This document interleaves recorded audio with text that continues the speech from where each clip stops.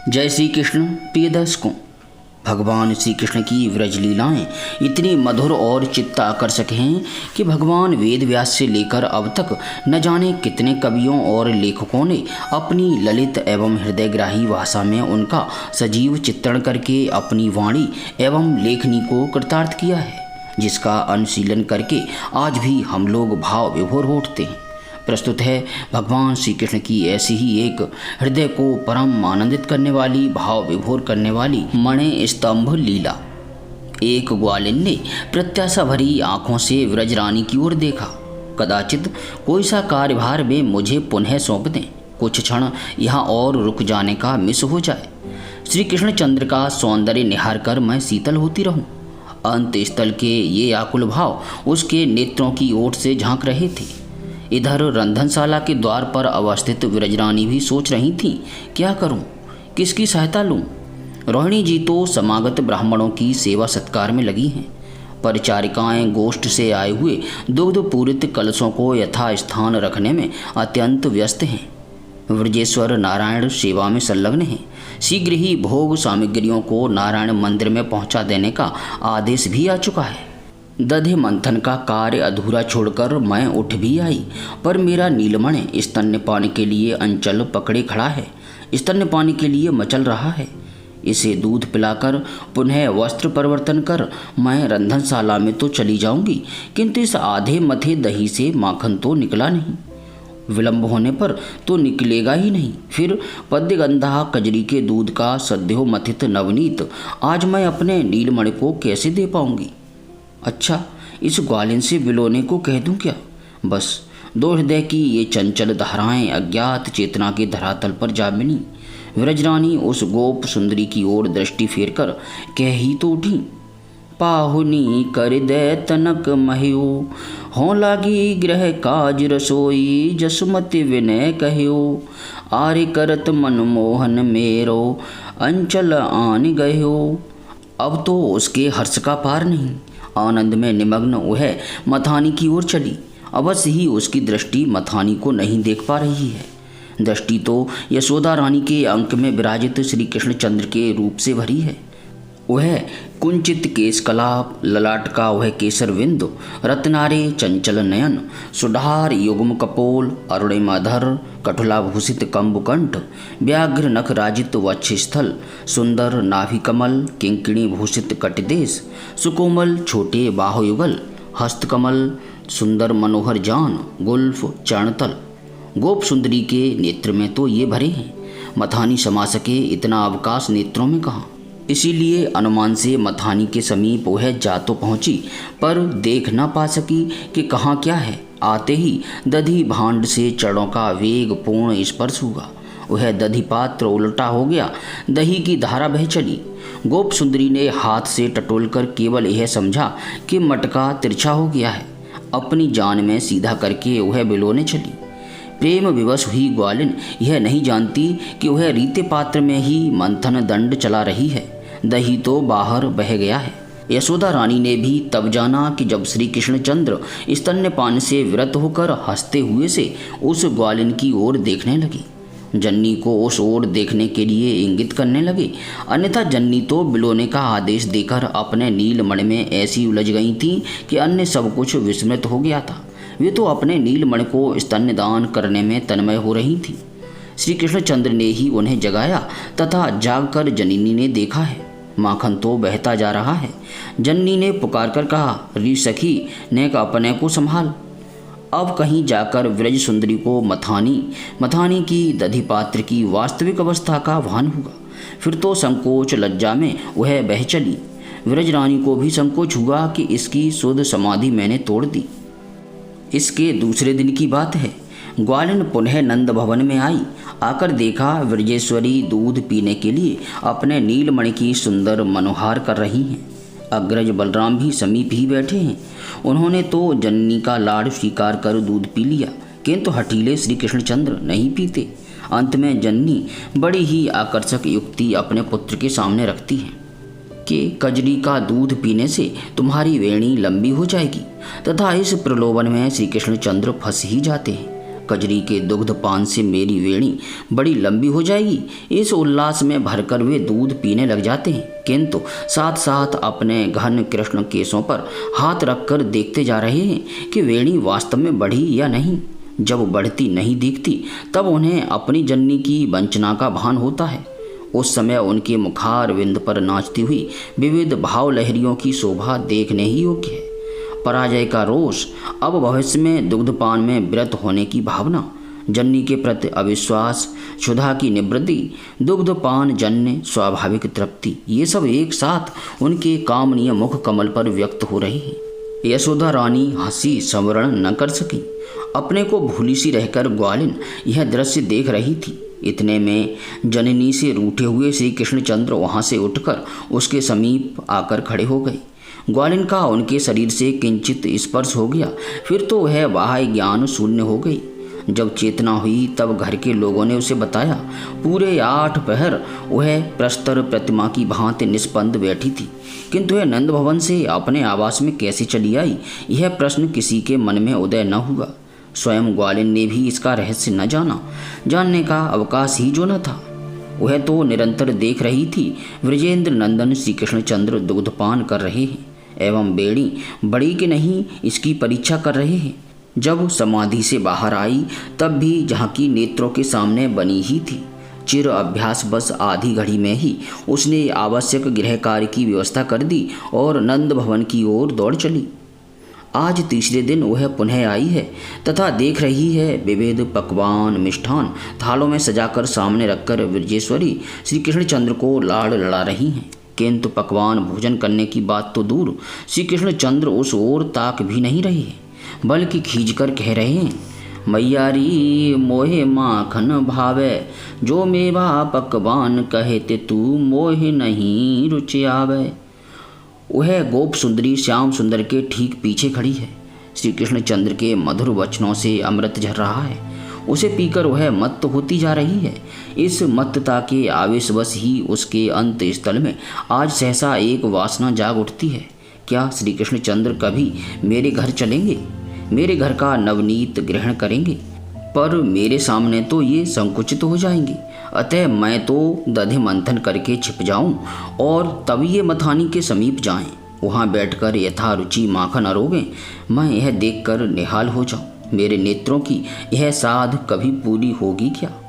ग्वालिन तो अपनी जान में अपने मन में मनोरथ चित्र अंकित कर रही है, पर ये अंकित हो रहे हैं अनंत ऐश्वर्य निकेतन भक्त वांछा कल्पतरु प्रेम के भूखे सर्व अंतर्यामी स्वयं भगवान श्री कृष्णचंद्र के मनय पटल पर। बैठे जाए मथनिया के ढिंग, मैं जब रह्यों छपानी, सूरदास प्रभु अंतर जामी, ग्वालिन मन की जानी। इस मनोरथ के प्रवाह में ग्वालिन का मन ही नहीं शरीर भी मानो बह चला। सहसा वह नंद भवन से लौट पड़ी, अपने घर आ पहुंची।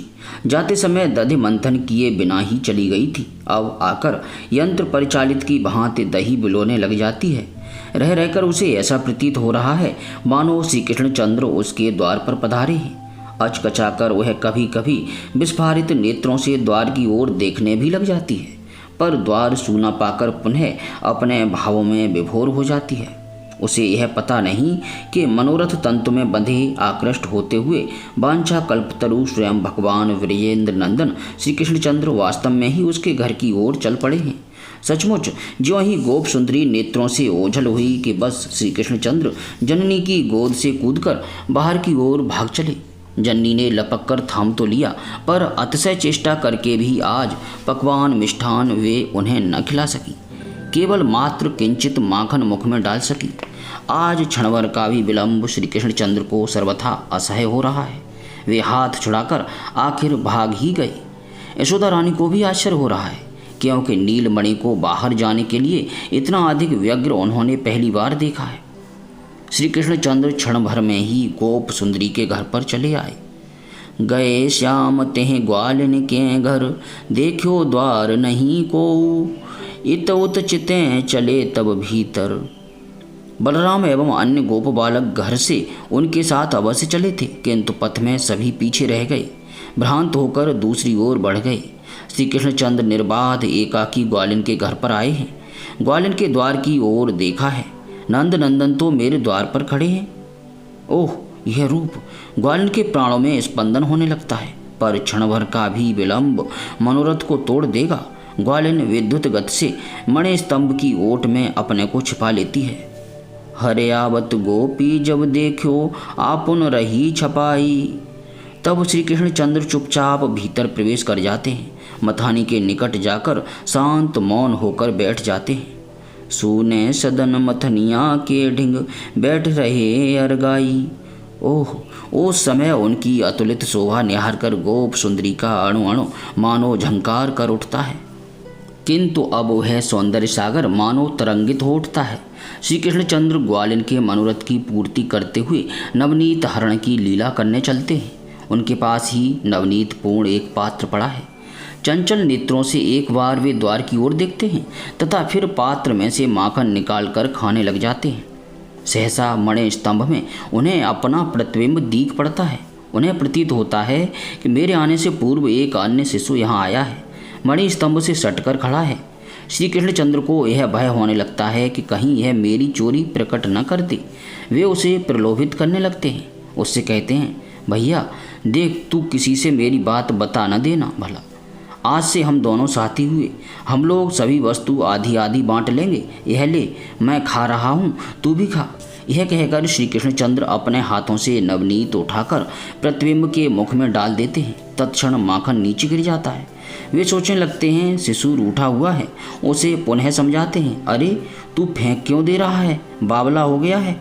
नहीं भैया, यह ठीक नहीं, तू भी खा ले, मैं भी खाऊं। अच्छा, बांट कर खाएगा? ले, यह एक लौंदा तेरे हाथ पर, एक मेरे हाथ पर। हैं, तूने फिर गिरा दिया? क्या सब लेना चाहता है? नहीं नहीं, यह तो उचित नहीं। अच्छा, अब तू मान जा, खा ले, देख कितना मीठा है। यदि तुझे भी अत्यंत रुचिकर लगे तो मैं कमोरी भरकर तुझे माखन दूंगा। नंद नंदन की यह मुग्ध चेष्टा देखकर ग्वालिन के हृदय में प्रेम समुद्र लहराने लगता है। रस तरंगों के आवेग से धैर्य का बांध टूट जाता है। आनंद पूरित हंसी के रूप में तरंगें मुख से बाहर आ जाती हैं। ग्वालिन स्तंभ की ओट से मुख निकालकर हंसने लग जाती है। बस, फिर तो यवनिका गिर गई। दृश्य परिवर्तित हो गया। श्री कृष्णचंद्र ने ग्वालिन को देख लिया। एक अप्रतिम सुमधुर संकोच की छाया नंद नंदन के मुख चंद्र को आवृत कर लेती है। साथ ही वे तुरंत उठकर कुंज वीथी की ओर भाग चलते हैं। ओह, जिनसे इस जगत का सृजन संस्थान संहार है, जिनकी सत्ता पर ही जगत की सत्ता अवलंबित है, जगत का अवसान हो जाने पर भी जो अक्षुण्ण रहते हैं, जो सर्वज्ञ हैं, अखंड अबाध ज्ञान संपन्न हैं, स्वयं प्रकाश हैं, जो अपने संकल्प मात्र से पद्य योनि में वेद ज्ञान का विस्तार करते हैं, जिनके संबंध में योगींद्र मुनींद्र विमोहित हो जाते हैं, जिनके ज्ञानमय प्रकाश से माया सदा निरस्त रहती है, उनका अपने प्रतिबिंब से मोहित हो जाना कितना आश्चर्यमय है। जिस माया से मोहित होकर जगत के मूढ़ प्राणी मैं मेरे का प्रलाप कर रहे हैं, वही माया जिनके दृष्टिपथ में ठहर भी नहीं पाती, लज्जित होकर भाग खड़ी होती है, उनका मणि स्तंभ में अपना ही प्रतिबिंब देखकर भ्रमित हो जाना कितना मोहक है। ओह, जिन विराट के कट से ऊपर के भाग में भूलोक, नाभि में वरलोक, हृदय में स्वरलोक, वक्ष स्थल में महरलोक, ग्रीवा में जनलोक, स्तनों में तपोलोक एवं मस्तक में सत्यलोक की कल्पना है। कटी देश में अतल, उर्वों में वितल, जानुओं में सुतल, जंघाओं में तलातल, गुल्फों में महातल, एड़ियों में रसातल एवं पादतल में पाताल कल्पित है। जिन विराट के मुख से वाणी एवं अग्नि उत्पन्न हुए, गायत्री, त्रिष्टुप, अनुष्टुप, उष्णिक, बृहति, पंक्ति एवं जगति, ये 7 छंद जिनकी 7 धातुओं से निर्गत हुए, हव्य, कव्य, अमृतमय अन्न, समस्त रस, रसनेन्द्रिय एवं वर्ण जिनकी जिह्वा से निसृत हुए, पंच प्राण एवं वायु जिनके नासा छिद्रों से उद्भूत हुए, अश्विनी कुमार, औषधि समुदाय, मोद अर्थात साधारण गंध, प्रमोद अर्थात विशेष गंध, जिन विराट की घ्राणेन्द्रिय से उत्पन्न हुए, रूप एवं तेज जिनके नेत्रेंद्रिय से निकले, सूर्य एवं स्वर्ग जिनके नेत्र गोलक से प्रकट हुए, समस्त दिशाएं समस्त तीर्थ जिनके कर्ण युगल से व्यक्त हुई, आकाश एवं शब्द जिनके श्रोतेंद्रिय से निकले,